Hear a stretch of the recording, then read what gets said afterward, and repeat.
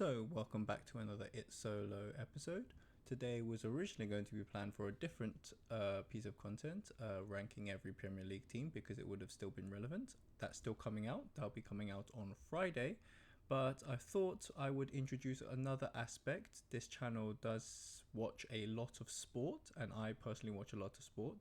And I thought I would react to the F1 race that has just gone down, especially since it was probably one of the more interesting races we've gotten.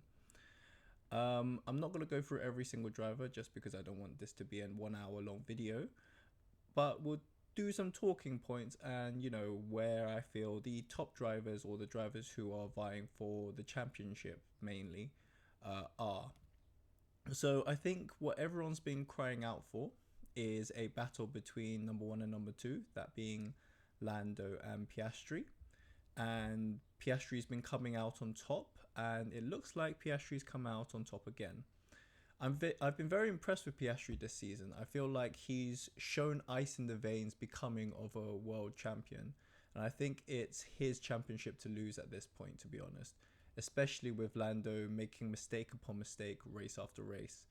I feel like Lando is perhaps a bit too emotional of a driver.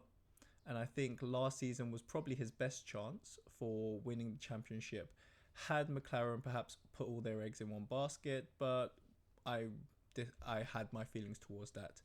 New season, new problems. You've got the fastest car on the grid. You're number one and number two. Although McLaren say that there are two number one drivers, I think we're going to have to accept that at some point, even though they have said papaya rules and they're not going to, put team orders, this is an indication of are they going to stick by that. And I think it'll be very telling if another incident happens in the next couple of races similar to this. Beyond that, the tussle for first and second place between the I would say bad blood between Russell and Verstappen continue. Russell gets one over on Verstappen and I think quite cheekily tried to get him banned for a race. Now, I must say I'm not a big fan of this kind of gamesmanship. I can appreciate that, perhaps if they weren't at each other's throats so much, it could be a bit jovial. But given the bad blood, I do think that it reflects quite poorly and will further cause a bit of needle between the two drivers. I think Russell is perhaps fighting for maybe catching up. He might be able to get a podium in the overall driver standings. Mercedes, I believe, should be able to tie up second place in the constructors, given consistent finishes from Antonelli and Russell, and we'll speak about Antonelli in a little bit. But I do think that it's, I don't know, it leaves a bad taste in my mouth.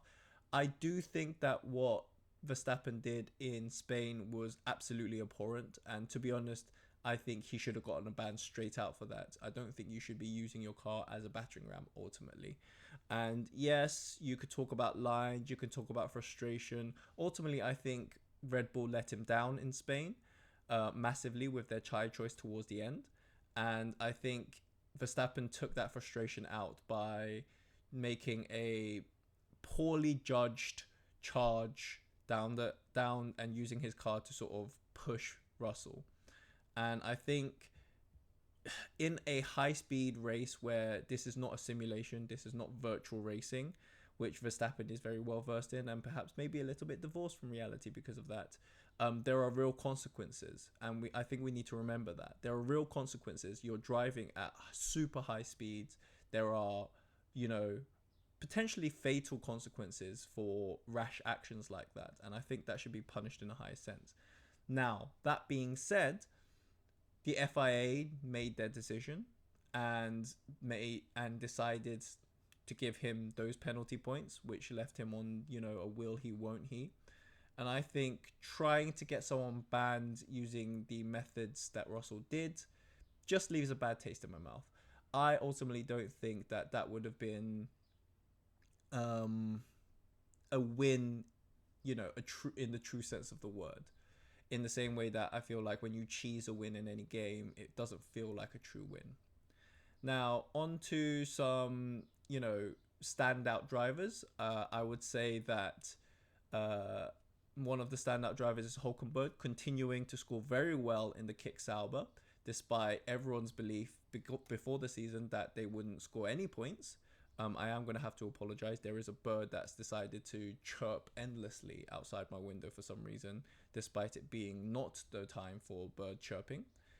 And they are really, really loud. But anyways, I believe Hulkenberg has honestly outperformed everyone's expectations. He got a fifth in Spain. He gets an eighth. He continues to score points in a car that I think has built itself into the midfield now and is competitive with the midfield.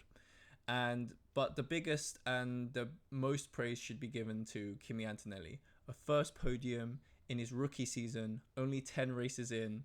I think when Hamilton scouted this guy for Mercedes, Toto Wolff should, really be counting his lucky stars that Hamilton was a big enough man to step aside and give his racing seat to such a young prospect.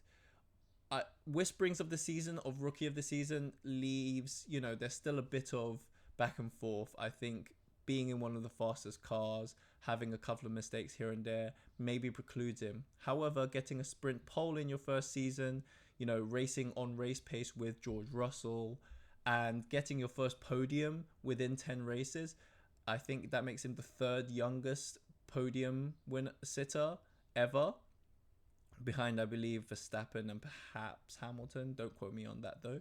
I think that's, something to be really well praised, and I think that stands him in good stead for the rest of the season. Hopefully he can build into the rest of the season, and by the end of the season looks like one of the strongest contenders and give us quite an interesting 3-team race. Now, it'll be 3 teams with one of the teams being, a little bit crippled, that being Verstappen, because once again, his teammate comes in 12th, and I think this is going to be an ongoing theme with Red Bull, and I don't know how they're going to resolve it. They overtune the car towards Verstappen's preferences, and I think every single week we just keep seeing it. The second driver of the Red Bull car just doesn't seem to be able to get the performance out of it, and I think it's just because the car is not tuned to their preference. And when it is tuned to their preference, it's too slow, and the deficiencies in the lack of wind turbine time really plays out. Anyways, I think we have a couple of weeks coming into the Austrian Grand Prix. Looking forward to that. I'll be honest, I do want Verstappen to push up the grid a little bit so that we can have an interesting 3-4 horse race if George Russell can also keep himself in contention. I would love Lando to sort of, have a competitive race where perhaps he, Piastri, Verstappen can really sort of push each other. But we'll see what happens. Catch you guys next time. And let me know if you enjoy this kind of content. I mean, I'll be honest, I am going to record this type of content because I enjoy this type of content. And let me know what you thought of the race and what you think is going to happen in the next race. Shout out to P1 and catch you guys next time. Peace.